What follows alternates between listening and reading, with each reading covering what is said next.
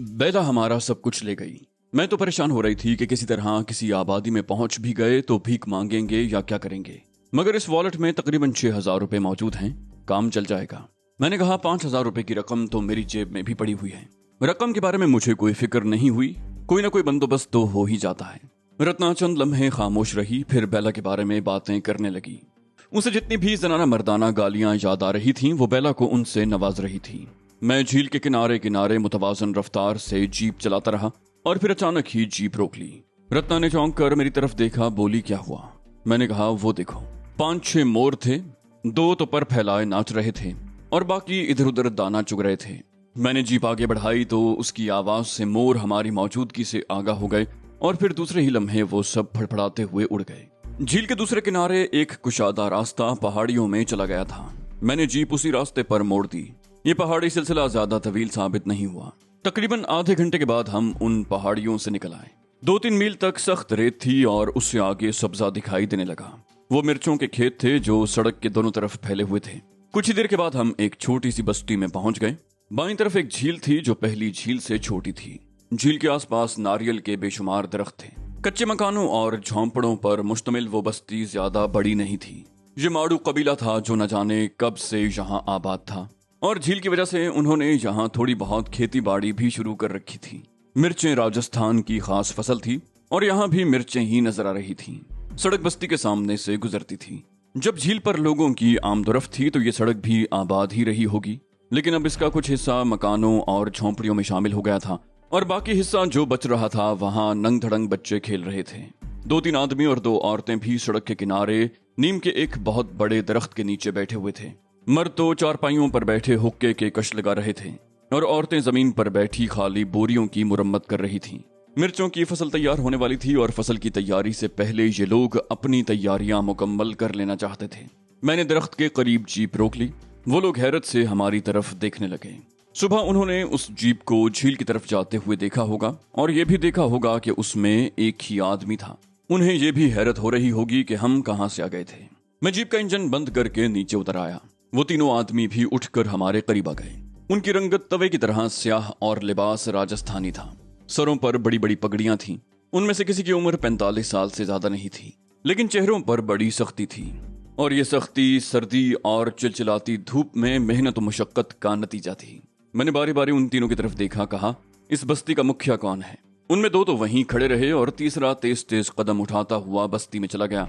उसकी वापसी तकरीबन 10 मिनट के बाद हुई। इसी दौरान सड़क पर खेलने वाले बच्चे हमारे गिर्द जमा हो गए। सरदार की उम्र 60 साल के लगभग रही होगी। लंबा कद, भारी भरकम जिस्म, खास राजस्थानी लिबास, सर पर सिंदूरी रंग की पगड़ी और गले में रंग बिरंगे मोतियों की मालाएं। 60 साल उम्र होने के बावजूद उसकी सेहत काबिले रश्क थी। हम चंद मिनट वहीं खड़े बातें करते रहे, फिर वो हमें बस्ती में ले गए। बस्ती के वस्त में बरगद का एक बहुत बड़ा और फैला हुआ दरख्त था, जिसकी जड़ के चारों तरफ वसी और अरीस चबूतरा बना हुआ था। उस चबूतरे के इर्द गिर्द भी बहुत वसी जगह थी। वहां भी चारपाइयों पर कुछ औरतें और मर्द बैठे हुए थे। वो सब अपने अपने काम छोड़कर हमारी तरफ देखने लगे।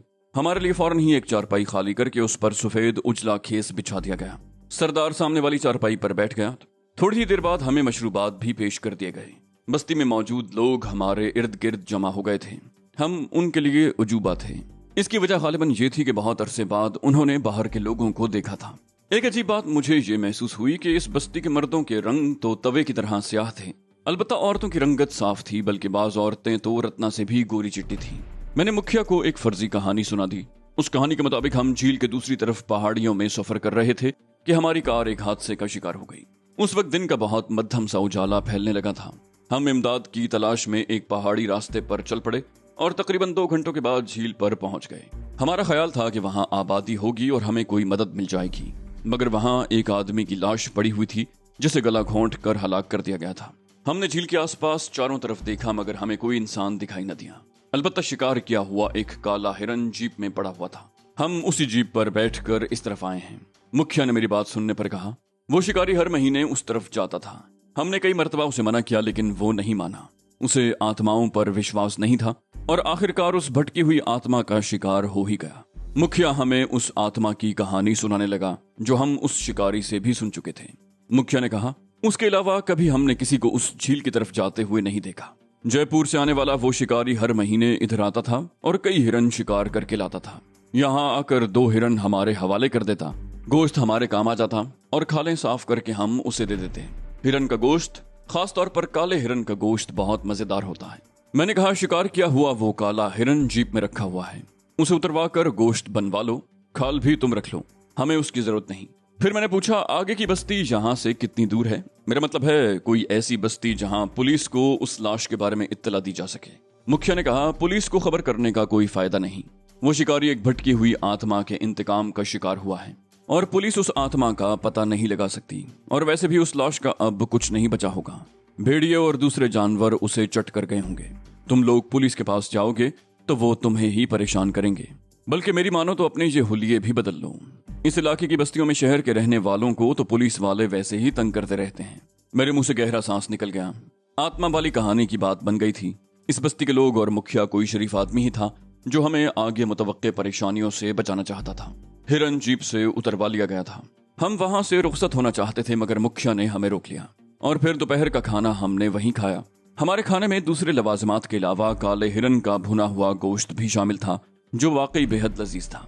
खाने के बाद कुछ लड़कियां रत्ना को अपने साथ ले गईं और मुझे भी एक आदमी एक झोंपड़े में ले गया और मुझे कपड़े बदलने को कहा। वो खुद झोंपड़े से बाहर निकल गया था। मैंने उसके दिए हुए कपड़े पहन लिए। मैंने आवाज दी तो वो आदमी झोंपड़े में आ गया और मेरा लिबास दुरुस्त करने लगा।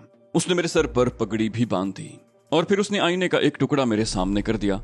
मैं अपने आप को देखकर हैरान रह गया। मैं बिल्कुल बदल गया था। लिबास के साथ जूते भी थे जो मैंने पहन लिए। जॉगर्स और अपने कपड़े मैंने वहीं छोड़ दिए। अलबत्ता पैंट की जेब से मैंने रकम निकाल ली। जब मैं बरगद के नीचे चौपाल में पहुंचा तो कुछ देर के बाद वो लड़कियां रत्ना को भी ले आईं और उसे देखकर तो मैं वाकई उछल पड़ा। लिबास शख्सियत को किस तरह बदल कर रख देता है। रत्ना के दोनों बाजुओं में कलाइयों से लेकर कंधों तक प्लास्टिक की काली और सफेद चूड़ियां थीं। कानों में चूड़ियों जैसे बड़े बड़े बाले थे। नाक में भी एक पतली सी चूड़ी थी और गले में भी मखसूस डिजाइन का 1 इंच चौड़ा नेकलेस था। ये जेवर देखने में चांदी का लगता था, लेकिन बहुत हल्का एल्यूमिनियम जैसी धात से बना हुआ था। मैंने मुखिया को कुछ रकम देनी चाही, मगर उसने साफ इनकार कर दिया। बकौल उसके हम उसे पहले ही बहुत कुछ दे चुके थे। ये इंकशाफ तो बाद में हुआ कि काले हिरन की खाल जयपुर में 20 से 25 हजार तक बिक जाती थी। बहरहाल मैं मुखिया का शुक्रगुजार था। उसने हमारे हुलिये तब्दील करके हमारी बहुत बड़ी मुश्किल हल कर दी। वो सब लोग बस्ती से निकलकर सड़क तक हमारे साथ आए। जीप पर बेशुमार बच्चे लदे हुए थे। मुखिया को देखते ही वो जीप से उतर गए। मुखिया ने एक थैला मेरे हवाले कर दिया जिसमें हमारे पुराने कपड़े और खाने पीने की कुछ चीजें थीं, और मुझे ये देखकर भी खुशी हुई कि काला हिरन उतारने के बाद जीप के पिछले हिस्से से खून भी साफ कर दिया गया था। हम जीप में बैठ गए। मैंने इंजन स्टार्ट कर दिया। मुखिया ने मुझे रास्ता बता दिया था कि जयपुर वाली हाईवे तक जाने के लिए हमें कौन सा रास्ता इख्तियार करना पड़ेगा। जीप रवाना हुई तो बच्चे शोर मचाते हुए दूर तक हमारे साथ आए। बस्ती की हुदूद से निकलते ही मैंने रफ्तार बढ़ा दी। उस वक्त 3 बज रहे थे। सब्जा पीछे रह गया था, आगे फिर वही रेगजार था। चिलचिलाती धूप में तपते हुए सहराओं में सफर करना खासा दुश्वार होता है, और पिछले कई दिनों से मैं बार बार इन तजुर्बात से 2-4 हो रहा था। मुखिया की हिदायत भी मेरे काम आ गई थी। इस रेगजार में भी कई जगहों पर मुख्तलिफ समतों में रास्ते फूटते हुए देखे थे। जाहिर है इन अतराफ में भी आबादियां होंगी, मगर मैं मुखिया के बताए हुए रास्ते पर जीप दौड़ाता रहा। तकरीबन 1.5 घंटे तक सफर करने के बाद हम पुख्ता शाहरा पर पहुंच गए। सड़क के इस मोड़ पर सायादार दरख्तों का एक झुंड था। मैंने जीप दरख्तों के नीचे रोक ली। पसीने से हमारा बुरा हाल हो रहा था। हम जीप से उतरकर दरख्तों के नीचे घास पर बैठ गए। रेगिस्तान में अगरचे लू चल रही थी, लेकिन दरख्तों के नीचे कदरे सुकून था। थोड़ी देर के बाद रत्ना जीप से फ्लास्क ले आई। उसमें अभी खासी चाय मौजूद थी। पता नहीं ये चाय कब बनाकर फ्लास्क में भरी गई थी, लेकिन हैरत अंगेज तौर पर चाय के जायके में कोई फर्क नहीं आया, और ये गालिबन फ्लास्क का कमाल था। फ्लास्क अच्छा न हो तो घंटे 1.5 घंटे के बाद चाय बदजायका हो जाती है। दरख्तों का वो झुंड सड़क से हटकर था और ये नेशनल हाईवे थी। हम तकरीबन आधा घंटा वहां बैठे रहे। इस दौरान हाईवे पर किसी गाड़ी का गुजर नहीं हुआ। फ्लास्क में अभी कुछ चाय बाकी थी। रत्ना ने फ्लास्क बंद करके जीप में रख दिया और हम आगे जाने के लिए तैयार हो गए। और जिस वक्त मैं जीप को दरख्तों से निकाल कर सड़क पर लाया, उसी वक्त बाईं तरफ से एक माल बरदार ट्रक आता हुआ दिखाई दिया। मैंने ट्रक को रास्ता देने के लिए जीप रोक ली। ट्रक ने हॉर्न बजाया। करीब से गुजरते हुए ड्राइवर ने हमारी जीप की तरफ भी देखा। ये ट्रक जयपुर जा रहा था। मैंने भी जीप उसके पीछे लगा दी और जल्द ही ये महसूस कर लिया कि ट्रक ड्राइवर शरारत पर आमादा था।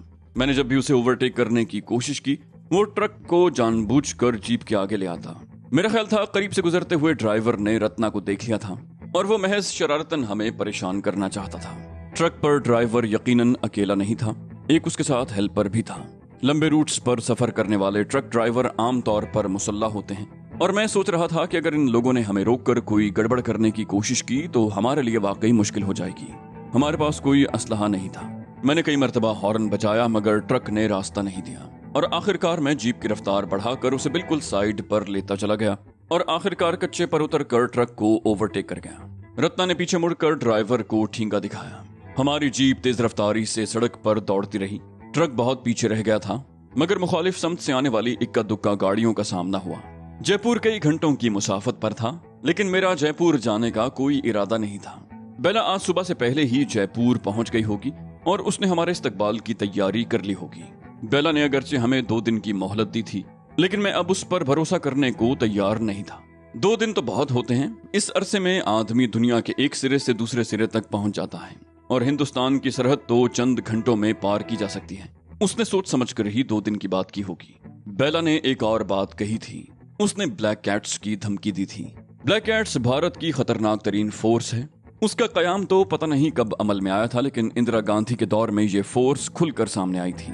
इसे डेथ स्क्वाड का नाम भी दिया गया था। इसमें इंतहाई सफाक तरीन लोग भारतीय सेना की कमांडो फोर्स से लिए गए थे। ये लोग किसी पर रहम करना जानते ही नहीं थे। मैंने 6 महीनों से रॉ को नचा रखा था। उनके अहम ठिकाने तबाह करने के अलावा उनके अहम तरीन आदमियों को चुन चुन कर खत्म किया था लेकिन वो सारी शैतानी कुव्वतें मिलकर भी मेरा कुछ नहीं बिगाड़ सकी। मैं अकेला था, मुझे उस तरह की सहूलतें हासिल नहीं थी लेकिन हर मरहले पर मुझे इक्का दुक्का लोगों का ताउन हासिल रहा था। ये अलग बात थी कि मुझसे ताउन करने वाले हर शख्स ने मुझे अपने मकासद के लिए इस्तेमाल करने की कोशिश की लेकिन मैं बड़ी होशियारी से उन्हीं को इस्तेमाल करता रहा। बकौल शख्स से उनके जूते उन्हीं के सरों पर मारता रहा और मैंने उनका माउंट अबू वाला सेटअप मुकम्मल तौर पर तबाह कर दिया। ये इंकिशाफ मेरे लिए वाकई बड़ा सनसनीखेज साबित हुआ था कि बेला ही दरअसल इस सारे फसाद की जड़ थी। वो रॉ में किसी बहुत ऊंची जगह पर थी। मुझे घेरने की हर कोशिश में नाकाम होने के बाद ही बेला खुलकर सामने आई थी। वो समझ गई थी कि मैं आम पुलिस के काबू में आने वाला नहीं हूँ, इसीलिए उसने ब्लैक कैट्स की धमकी दी थी। बेला की बहादुरी और हौसला मंदी में कोई शुबा नहीं था। वो हद से ज्यादा चालाक भी थी। गुज़श्ता रात वो मेरे काबू में थी और फिर एक ऐसा मौका आया था कि हमारी कमान उसके हाथ में आ गई थी। वो अगर चाहती तो चरमपुरम में ये कहानी खत्म हो सकती थी लेकिन उसने ऐसा नहीं किया। इसकी शायद 2 वजूहात थी। एक तो ये कि वो मुझे जिंदा हिरासत में लेना चाहती थी और वो जानती थी कि मैं जिंदा हाथ आने वाला नहीं। गुज़श्ता रात अगर इस किस्म की कोई कोशिश की जाती तो मेरी जिंदगी का खात्मा हो सकता था। दूसरी वजह यह थी कि हमारे ज़ेरे दस्त होने के बावजूद वो मेरी राइफल की इज्जत पर थी। मैंने एक लम्हे को भी उसे अपने से अलग नहीं होने दिया था। यहाँ तक कि पुलिस स्टेशन में भी मैंने राइफल की नाल इस तरह उसके पहलू से लगाए रखी थी कि किसी को कोई शुबा नहीं हो सका था। अगर बेला ऐसी कोई कोशिश करती भी तो मेरी राइफल की गोलियां उसे खाको खून में लौटा देती। बेला ने अक्लमंदी का सबूत देते हुए चरमपुरम में हमें पुलिस से बचाया था लेकिन रास्ते में वो न सिर्फ हमें धोखा दे गई बल्कि सूटकेस साथ ले जाकर गोया हमें एक जोरदार चपत भी लगा गई। मैं जीप ड्राइव करते हुए अपनी सोचों में गुम था। तभी रत्ना ने मुझे अपनी तरफ मुतवज्जे किया। मैंने कहा मैं दरअसल बेला के बारे में सोच रहा था। वो अब किस रंग में हमारे सामने आएगी इसका अंदाजा लगाना दुश्वार है। उसने हमें 2 दिन की मोहलत दी है। तुम्हारे ख्याल में हम इस मोहलत से फायदा उठा सकते हैं या नहीं?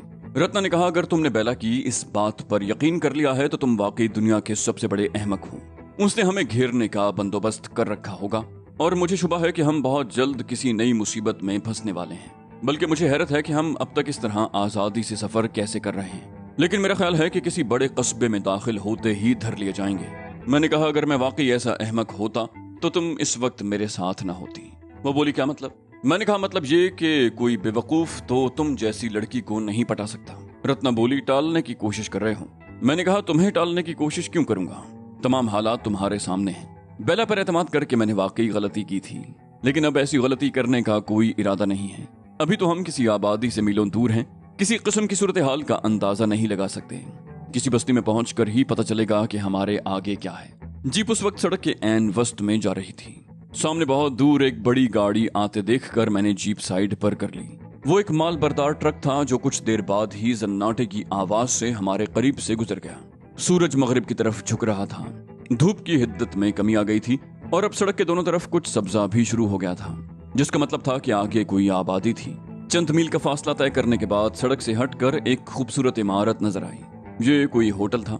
दरख्तों की बहुतात भी थी और इमारत के सामने खूबसूरत लॉन भी था। 2 कारें भी खड़ी हुई थी। मैंने जीप की रफ्तार कम करते हुए रत्ना से कहा, अगर हम कुछ देर के लिए यहाँ रुक जाएं तो तुम्हें कोई एतराज तो नहीं? रत्ना ने कहा, मैं भी बैठे बैठे थक गई हूँ, थोड़ी देर यहाँ रुक कर ताजा दम हो लेना चाहिए। मैंने जीप सड़क से उतार कर होटल की तरफ जाने वाले रास्ते पर मोड़ ली। खूबसूरत जगह थी।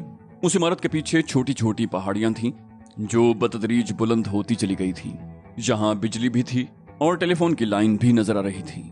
मैंने जीप एक कार के पीछे रोक ली और हम दोनों नीचे उतर आए। सिंगल स्टोरी इमारत खासी वसी व अरीज थी।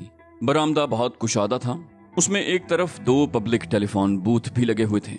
बाईं तरफ एक बहुत वसी ऊंचा चबूतरा था जिस पर चंद मेजें बिछी हुई थी। उस चबूतरे के अतराफ में लोहे की रेलिंग लगी हुई थी जिसके साथ साथ पौधों के गमले रखे हुए थे। 3 मेजें ऐसी थीं जिन पर कुछ लोग बैठे हुए थे। एक मेज पर एक अधेड़ उम्र आदमी और एक जवान औरत थी। उनके साथ 4-5 साल की उम्र का बच्चा भी था। दूसरी मेज पर 3 जवान लड़कियां थीं, बिल्कुल मॉडर्न लिबास में। तीसरी मेज पर 2 आदमी बैठे हुए सिगरेट के कश लगा रहे थे। उन दोनों की उम्रें 40 और 45 के दरमियान रही होंगी। एक दुबला पतला और लंबे कद का मालिक था जबकि दूसरा दरमियाने कद का। उसकी गर्दन कंधों के अंदर धंसी हुई थी। मॉडर्न लड़कियां हमें देखकर हंस पड़ी। एक ने तो जोरदार कहकहा भी लगाया। हमारे गेटअप ही ऐसे थे कि शहरों के रहने वाले हमें देखकर अपनी हंसी जब्त नहीं कर सकते थे। तीसरी मेज पर बैठे हुए वो दोनों आदमी अलबत्ता संजीदगी से हमारी तरफ देख रहे थे। मैं और रत्ना रेलिंग के करीब एक मेज पर बैठ गए। यहाँ से इमारत के पिछली तरफ का मंजर दिखाई दे रहा था। चबूतरा किसी चट्टान को हमवार करके बनाया गया था। पिछली तरफ उमूदी ढलान थी और बहुत गहरी और वसीओ-अरीज खाई थी जो दरख्तों और झाड़ियों से अटी हुई थी। कुछ ही देर के बाद एक वेटर हमारी मेज पर आ गया। उसने कई चीजों के नाम गिनवा दिए, लेकिन मैंने उसे सिर्फ चाय का ऑर्डर दिया था और साथ में कुछ बिस्किट वगैरह लाने को भी कहा। थोड़ी देर बाद वो हमारी मेज पर चाय लगा रहा था तो मैं उससे उस होटल के बारे में पूछने लगा। वेटर ने कहा, मकराना शहर यहाँ से 10 मील दूर है साहब जी। यूं तो शहर में बड़ी तफरीगाहें हैं, बड़े अच्छे होटल, नाइट क्लब और शराब खाने हैं, मगर लोग कुछ तब्दीली चाहते हैं। हमारे सेठ का एक होटल भी शहर में है जिसमें शराब खाना और नाइट क्लब भी है, मगर 3-4 साल पहले उसने इधर भी होटल बना लिया। शहर से यहाँ तक बिजली और टेलीफोन की लाइन डाली। यहाँ बहुत मौज मेला होता है। लोग शाम से पहले ही यहाँ आना शुरू कर देते हैं और रात 2 बजे तक बड़ा हल्ला गुल्ला होता है। संडे नाइट तो यहाँ सारी रात खेल तमाशा होता है, डांस भी होता है और हर किस्म का दारू भी मिलता है। और महाराज, जो आदमी लोग अकेला होता है ना, उनको वो भी मिलता है। समझ गए ना? मैं समझ गया कि वो क्या कहना चाहता था। मुझे ये अंदाजा लगाने में दुश्वारी पेश नहीं आई कि ये होटल दरअसल अय्याशी का अड्डा था जिसकी सरगर्मियां शाम का अंधेरा फैलने के बाद ही शुरू होती थी। मैंने कहा, यहाँ रिहाइश का भी बंदोबस्त होगा? वेटर ने कहा, 30 कमरे हैं, पिछली तरफ कॉटेज भी हैं। तुम आज रात इधर रह जाओ महाराज, बड़ा खुश होगा। मैंने कहा, अच्छा चलो देखेंगे। वेटर ने कहा, आप किधर से आए हो महाराज? मैंने कहा, बहुत दूर से, जयपुर जाने का है, थक गया हूँ, अभी सोचेगा रात इधर रह जाएगा या चला जाए। मैं वेटर को टालना चाहता था मगर अब वो हिलने का नाम नहीं ले रहा था। वो बार बार रत्ना को देख रहा था। उसने बताया था कि यहाँ असल काम शाम का अंधेरा फैलने के बाद ही शुरू होता था, जब लोग शहर से यहाँ आना शुरू होते थे। उस वक्त तो वेटरों को किसी की बात सुनने की फुर्सत नहीं होती होगी। उस वक्त चूंकि सिर्फ 4-6 ग्राहक थे, इसलिए ये वेटर भी फुर्सत में था। मैं बड़ी मुश्किल से उसे वहां से हटाने में कामयाब हो सका। हम अभी चाय पी ही रहे थे कि शहर की तरफ से आगे पीछे आने वाली 2 कारें वहां आकर रुकी। दोनों कारों में मर्द भी थे और औरतें भी। 2 औरतें तो बहुत मॉडर्न लिबास में थीं। तीसरी मेज पर बैठे हुए वो 2 आदमी सरगोशियों में बातें करते हुए अब भी कनखियों से हमारी तरफ देख रहे थे। फिर उनमें से एक उठकर बरामदे की तरफ चला गया और एक टेलीफोन बूथ का दरवाजा खोलकर अंदर दाखिल हो गया।